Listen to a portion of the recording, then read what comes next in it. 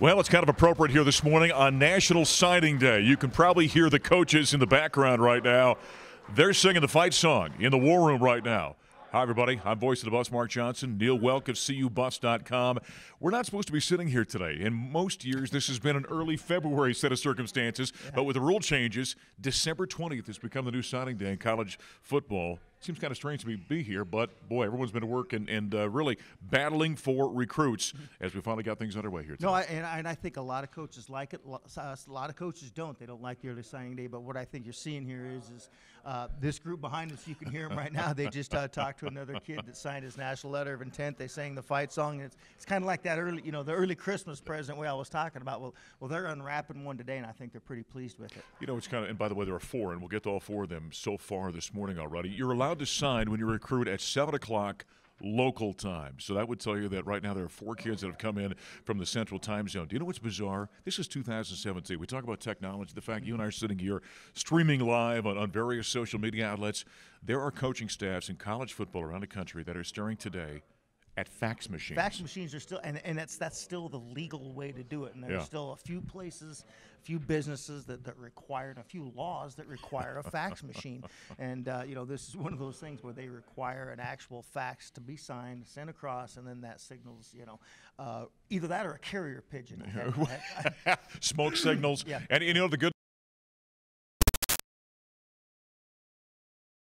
look at the 4 that we've got in so far today. Number 1, Jake Broussard, running back, 5'9", 175, out of Dallas, Texas. By the way, we're going to tell you about another running back, so 2 of them have come in so far today.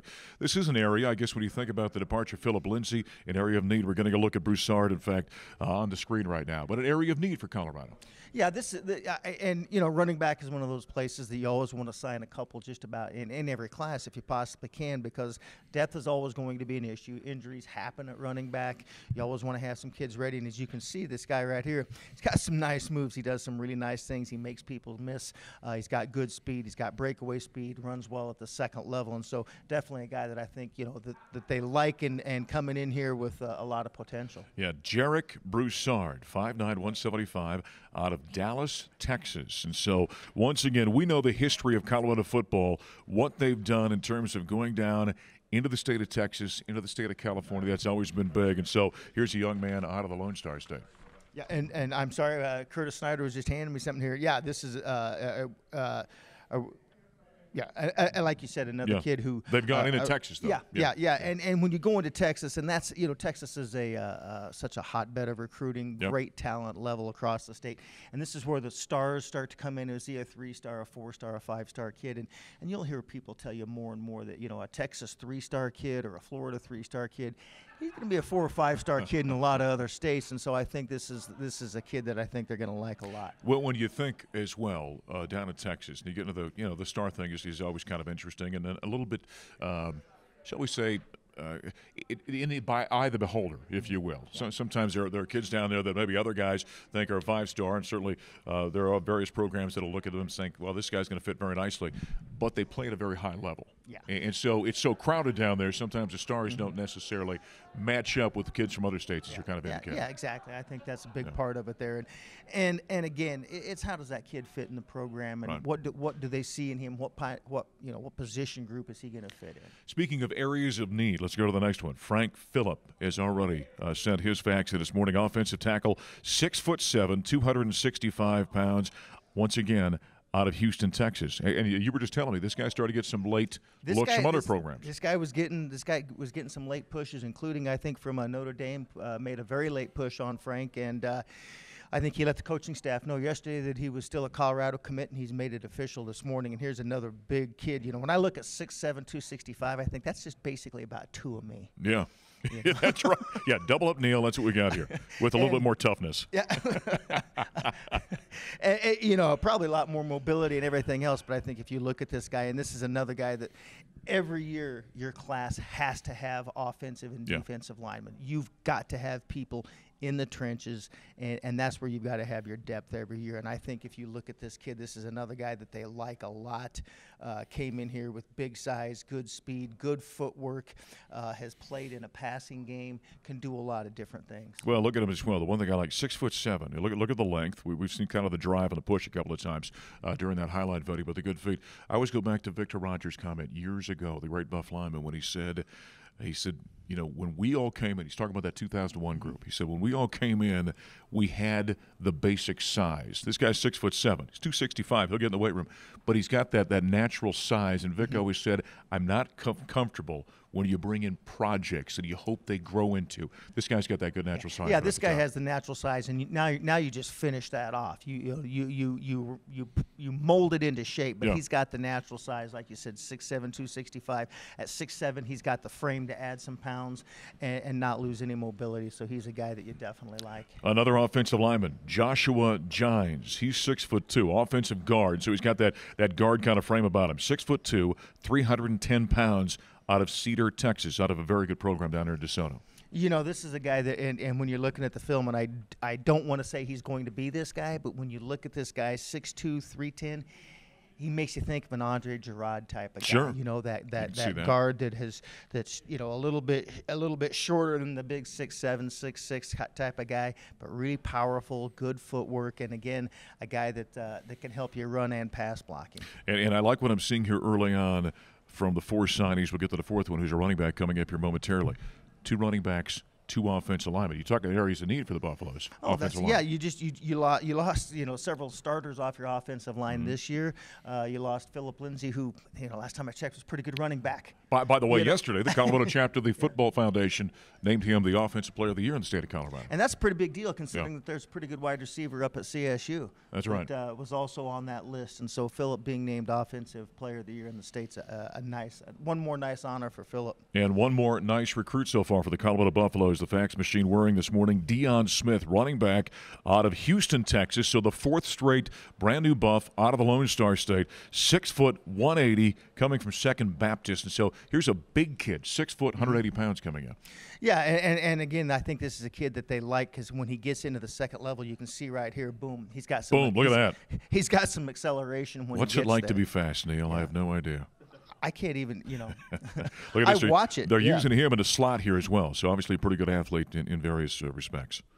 Yeah, he can line up out wide. He can catch passes. And in this offense that they're running, more and more, I think, you want your running back to be able to go out and catch passes. You saw Philip Lindsay had like 24, 25 this year, had 40 a couple of years ago. And so this is a position where you want them to be very versatile, be able to catch passes, get out into the flat, do a lot of different things, and also pass block a little bit. So I think this is a nice get for the Buffs. All right, so 4 players in already here in the 2017 early signing period. And we just got one more. I've just been handed. Neill Woelk, breaking news. I feel like we're on a news desk. We just got a note here. Israel Antoine, 6'3" defensive lineman from Oklahoma City, has signed with the Buffs, and that's a big, big get for Colorado. This is a kid that had been committed to another school up until the last few days. That's right. Colorado continued to recruit him, had liked him from the very beginning. They saw him, last year. They watched him all fall. He had committed to another Power 5 program, and at the last minute decided that he wanted to come up here. And so this is probably one of the bigger gets of the class right now is Israel Antoine, a kid, 6'3", close to 275, 280 pounds, I think. Had 8 or 9 sacks, 90 tackles this year. Just a really active defensive lineman. He's a kid that they think could possibly come in and play right away for him. Well, I'm watching the film right here, and I saw a comment from Israel in regards to making his switch in his commitments. And one thing he liked about coming to Colorado, and by the way, defensive front. So look at the 3 areas the Buffs have filled already. Running back, 2 of them. 2 offensive linemen, and now somebody on the defensive end. But he's a big kid with great mobility, and he said he thought his natural position was defensive end, and that's what the Buffs told him where he was going to play. And you could see he was moving inside and out, so playing in the interior defensive line and on the edge as well. And in that 3-4, you really like that defensive end that can set the edge, still get after the quarterback, and do a lot of different things, play the run. And so he's a big mobile kid, and I think, like I said, he's a kid that has a chance to come in, make an impact next year, and play right away. Israel Antoine. Now, that's a big pickup for the Colorado Buffaloes. As Neill said, he'd been committed to a school in the Big 12, and so that's probably the number one get at this point in time. But 5 letters in this early signing period. Well, what do you think? We're looking at probably a class of 20, 22, 23, somewhere in that range? Yeah, I think it's going to be in the 20 to 25 range, just depending on how the rest of the day shapes out. And again, what we're seeing here is this is December. Yeah. And that February holiday signing day that we always used to look forward to, that's going to be kind of the icing on the cake. Maybe you add a few kids there, but this is December and it's a whole different ball game. And it puts a premium, I think, when you look at it. It puts a premium on early evaluation, getting it right, and staying on those kids early, because I think you're seeing what you got here is you got a kid that you saw early, Israel Antoine. He's a kid that they stayed on, and they kept pushing him, and he saw that something here that he liked. I do wonder how that February period is going to work out now. It's February 7th. Will there be borderline kids maybe that aren't quite sure, that hang on and then figure, hey, I can get a second look by a lot of schools, so to ramp up some of the recruitment on those guys? Yeah, I think that's going to happen, and I also think you're going to see there are a handful of kids out there that are going to wait. They like the attention. Sure. I mean, they're going to wait, and they want the attention, so they're going to wait and see what happens. But I think you're also right. There are a handful of kids out there that they might be, just for instance, the 22nd quarterback in the nation. Well, after today, they might be number one. They might be, 1, 2, 3, 4 quarterback in the nation, and they're going to start looking around. Okay, who didn't get the quarterback that they wanted? What school didn't get that quarterback that they wanted? Then all of a sudden they start popping up on people's lists. So I think you're going to see some of that too. But I still think it's going to come down to schools like Colorado go out, identify the needs, identify the players, fill the needs, sign those players, and then you can look around at the going into February and say, okay, we could use one more defensive lineman. We'd like another offensive lineman, maybe another defensive back, something like that. And I think that's what you'll see most programs do. I've been waiting 30 years for that second wave of interest to come in on me, and it still hasn't shown up. You know what? I've been trying to bulk up in the offseason too. I'm up to almost 150 now. Oh, man. He's almost a kicker. So, 5 players already in. Israel Antoine is the latest, and he might be the big get at this point in time. That's a little bit of a surprise since he had been committed elsewhere up until yesterday. Let's hope there are more surprises coming the Buffs' direction as we continue. Neill Woelk at CUBuffs.com. Voice of the Buffs, Mark Johnson. It's early signing day, December 20th. We'll continue to follow the Buffaloes on CUBuffs.com, the various social media outlets. We'll be back once again at 7:30 to update you on who is signed and let you get a look at the highlights as we continue on signing day 2017.